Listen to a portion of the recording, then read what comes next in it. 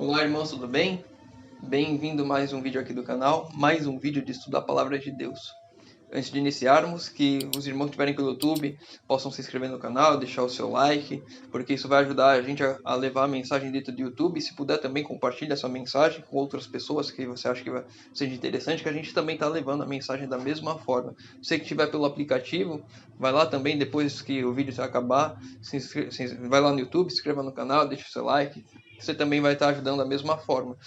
Se quiser compartilhar, quem tiver pelo aplicativo, ao lado do ícone de interrogação tem um íconezinho diferente, que eu não sei o porquê, mas é o ícone de compartilhar.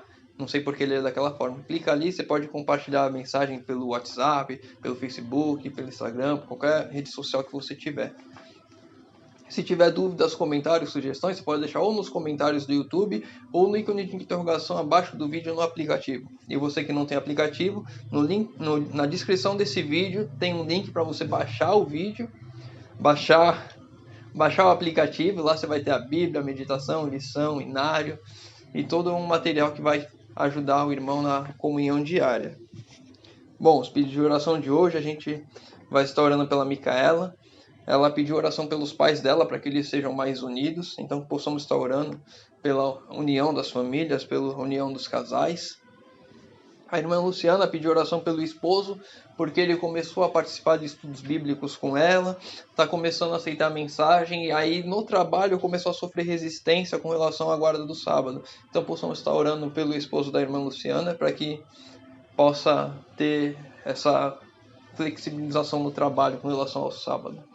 E a Yasmin pediu oração pela família, principalmente pelo pai dela, o Francinaldo, para que ele possa amolecer o coração e aceitar a Jesus. Então possamos estar orando por essas famílias, possamos estar orando por todas as outras famílias da igreja. Você que tem o ministério de oração, vai lá no aplicativo também, lá tem pedidos de oração, tem todos os pedidos lá. E tem muitos pedidos lá que estamos orando diariamente, semanalmente.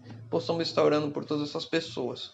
E também não se esquecer de estar orando pelo aplicativo, que ele não saia do ar por algum tipo de censura.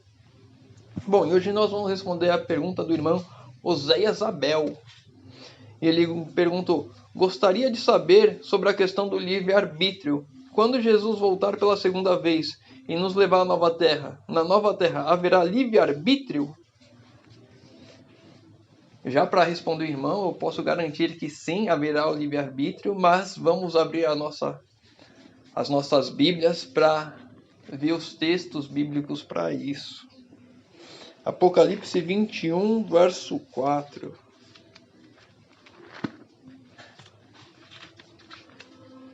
Apocalipse 21, verso 4. E diz assim: e lhes enxugará dos olhos toda lágrima, e a morte já não existirá. Já não haverá luto, nem pranto, nem dor, porque as primeiras coisas passaram. Então aqui a gente vê que na nova terra não haverá morte, nem luto, nem dor, porque as primeiras coisas passaram. Mas aí a pergunta referente ao livre-arbítrio. Os anjos têm o livre-arbítrio até hoje. E eles continuarão tendo. O livre-arbítrio Deus nos deu para que tomemos as nossas decisões conforme a nossa liberdade de escolha. Ele criou seres livres, porque não há perfeição e não há amor sem liberdade. A gente vê aí tantos casos cruéis que pessoas que são mantidas em cárcere privado, às vezes mulheres, às vezes crianças, que não podem sair de casa porque tem alguém oprimindo ali, prendendo aquela pessoa. Isso não é amor. Não há um pai que fale: não, eu vou prender meus filhos aqui em casa, eles não vão sair, não vão fazer nada porque eu os amo. Ou vou prender minha esposa aqui que eu amo ela. E a gente sabe que isso não é amor. A prisão, a retirada da liberdade não é amor. Então quando a gente olha aqui que na nova terra não haverá lágrimas, não haverá morte, não haverá luto, então haverá o livre-arbítrio, mas não haverá o pecado lá, porque as pessoas já passaram a conhecer o que é o pecado, elas sabem que é ruim, elas não escolhem aquilo mais. Quando o pecado surgiu no coração de Lúcifer, era um mistério, era uma coisa que as pessoas não conheciam ainda. Tanto é que a terça parte dos anjos debandaram para o lado dele e foram expulsos do céu juntamente com Satanás, né? Que Lúcifer se tornou Satanás, não mais Lúcifer. Então, Assim como era um mistério, aqueles anjos escolheram aquela opção, haverá liberdade de escolha sim, mas as pessoas, por saberem que o mal é ruim, que traz dor, por elas verem as marcas na mão de Cristo, elas vão entender que aquilo não é bom e elas não vão escolher aquilo. Se eu e você hoje sabemos que algo não é bom, nós iremos fazer? Claro que não. Na minha casa tem diversas tomadas, passa corrente elétrica ali. Se eu ligar um aparelho nelas, ele vai ligar, vai ser energizado. Eu vou colocar o meu dedo na tomada? Não, porque eu tenho a liberdade de colocar o meu dedo na tomada, mas eu não coloco porque eu sei que não é bom. Eu não vou colocar também o dedo do meu filho, não vou falar para ele colocar, porque eu sei que não é bom. Então a gente só vai escolher aquilo que é bom. Então, coisas ruins que hoje existem no mundo para você fazer, não vão existir mais porque as pessoas não vão fazer. Mas elas poderiam fazer. Por consciência de saber que é ruim, elas não farão. E aí, vamos a outros textos que vai nos ajudar a compreensão. Malaquias 4, verso 1. Último livro do Novo Testamento, antes de Mateus. Malaquias 4, verso 1.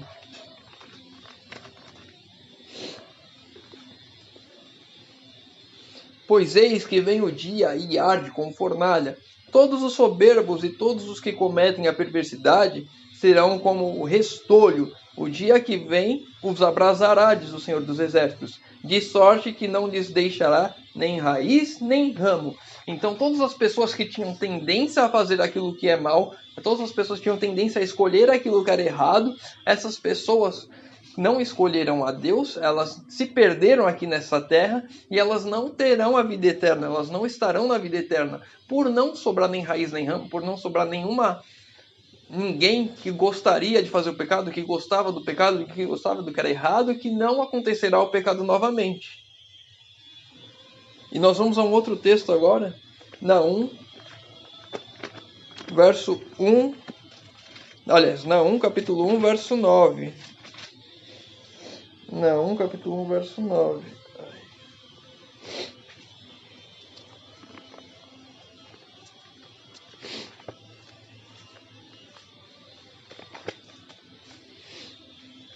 Os profetas menores são livros um pouquinho mais difíceis de achar, porque são bem pequenininhos, mas está lá.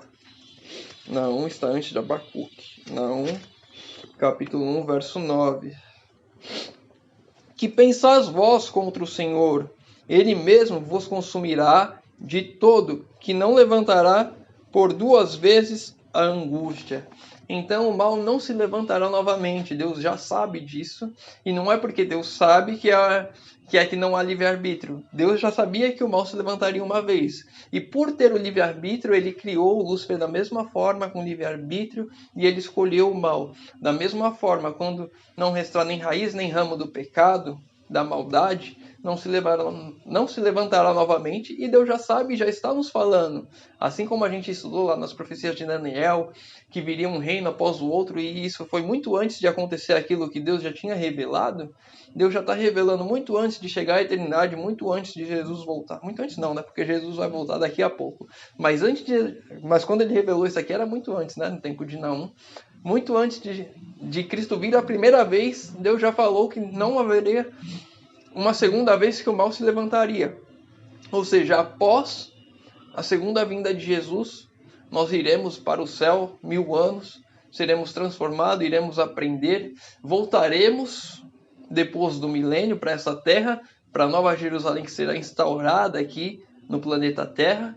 Os ímpios vão se levantar, vão ressuscitar, e aí Satanás vai arregimentar eles aí contra a cidade santa. A gente vê isso lá em Apocalipse 21. 21 ou 20. Enfim, nos últimos capítulos de Apocalipse. E quando ele se levantar for a cidade santa, e aí sim vai haver o julgamento final, em que os ímpios serão exterminados junto com Satanás e seus anjos, e aí não restará nem raiz nem rama, o mal não se levantará novamente. Não haverá mais pecado, haverá o livre-arbítrio, que você vai ter a liberdade de escolha daquilo que você vai fazer. Mas você, por já conhecer aquilo que é mal, principalmente nós que vivemos aqui nessa terra miserável, cercado pelo pecado, sofrendo o tempo todo por causa do que nós vemos e ouvimos aqui, nós não jamais escolheremos o mal. E as outras pessoas que olham para nós, que foram evangelizados por nós, podemos dizer assim, porque se a gente for lá no livro Patriarcas e Profetas, quando Abraão levanta um machado para descer em Isaac, que o anjo de Deus vem, segura a mão dele e fala que ele não precisa fazer, aquilo ali, Abraão ele estava testemunhando o amor de Deus para os anjos estavam sendo evangelizados por Abraão. Então todos nós já conheceremos os frutos do pecado, os frutos da maldade, não escolheremos mas a maldade em nenhum dos seres que irão viver após a terceira vinda de Jesus. Então, os seres humanos que foram salvos não escolherão pecado, os anjos não escolherão pecado, os seres de outros mundos não escolherão o pecado, porque já sabem as consequências do pecado, já sabem o quanto é ruim, já sabem todo o sofrimento que ele traz. Então, por isso, nós sabemos que não haverá mais o pecado, mas sim haverá o livre-arbítrio, porque as pessoas, sem a liberdade, não há amor. O amor é sinônimo de liberdade. Então, espero ter ajudado na resposta ao irmão e que possamos todos estar nos preparando já a partir desse mundo, escolhendo a não pecar. Podemos tropeçar porque somos falhos, porque temos essa natureza pecaminosa de nós, mas não deve ser algo prazeroso, não deve ser algo consciente, algo que eu queira fazer. Deve ser algo que eu evito ao máximo. Então que possamos estar sempre nesses caminhos e que quando Jesus voltar, nos leve para 1000 anos no céu e nos traga novamente para uma terra restaurada aqui, para vivermos eternamente lado a lado com Ele. Convido aos irmãos agora que puderem fechar os seus olhos para orarmos a Deus. Senhor Deus, Pai amado, obrigado, Senhor, por mais um estudo que fazemos da Tua Palavra. Obrigado, Senhor, porque o Senhor nos ama, porque o Senhor nos dá liberdade, livre-arbítrio, Senhor. E não só aqui, mas eternamente o Senhor dará a todos aqueles que escolherem estar ao Teu lado, Senhor amado. Pai querido, nos ajude a andarmos nos Teus caminhos, a fazer a Tua vontade, que possamos herdar essa promessa maravilhosa de vida eterna, Senhor amado. Pai querido, te pedimos isso em nome de Jesus. Amém. Meu irmão, fica com Deus e que Deus te abençoe.